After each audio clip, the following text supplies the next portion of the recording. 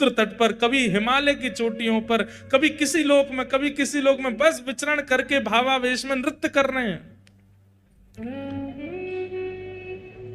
पार्वती जी बोली महादेव को हुआ क्या है? भावावेश में रुदन करते रहते हैं, नृत्य करते रहते हैं, इतने आनंद में छके पगे हमने पहले कभी नहीं देखे। महादेव आनंद में तो हमेशा रहते हैं, लेकिन महादेव का आनंद कैसा है?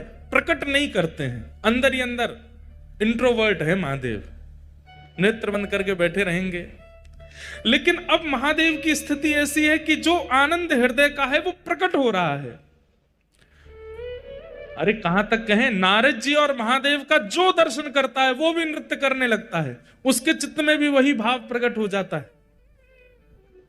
परंतु पार्वती जी समझ गई कि कुछ तो इन्हें ऐसा मिला है जिसके कारण ये ऐसे हो रहे हैं। महादेव से पूछा, महादेव ने तो उत्तर नहीं दिया, तो सीधे नारद जी के चरण पकड़े। गुरुदेव आपने क्या दिया है इनको? कुछ तो आपने खिलाया है, कुछ तो आपने ऐसा बताया है, या कुछ तो आपने दिखाया है जिससे ये ऐसे हो गए। मुझे भी दिखाओ, मुझे भी बताओ, या मुझे भी खिलाओ। आनंद में छके छके नारद जी के मुख से निकल गया। बोले अरे देवी क्या बताए, बहुत तप करना पड़ता है, तब जाकर के ठाकुर जी का अधरामृत 2 दिन का महाप्रसाद का मिलता है, उसको एक नारद जी पाते हैं, दूसरे आपके पतिदेव पाते हैं, तो ये भाव दशा होती है। बोले 2 ही तिनका थे? बोले हाँ। एक आपने पा लिया? बोले जी। और एक? बोले एक इनने पा लिया। तो इन्होंने हमको क्यों नहीं दिया? 1 के 2 तिनका भी तो हो सकते थे, और हमने तो सुना वैकुंठ में 1 के 5 तिनका होते हैं, तब बांटा जाता है।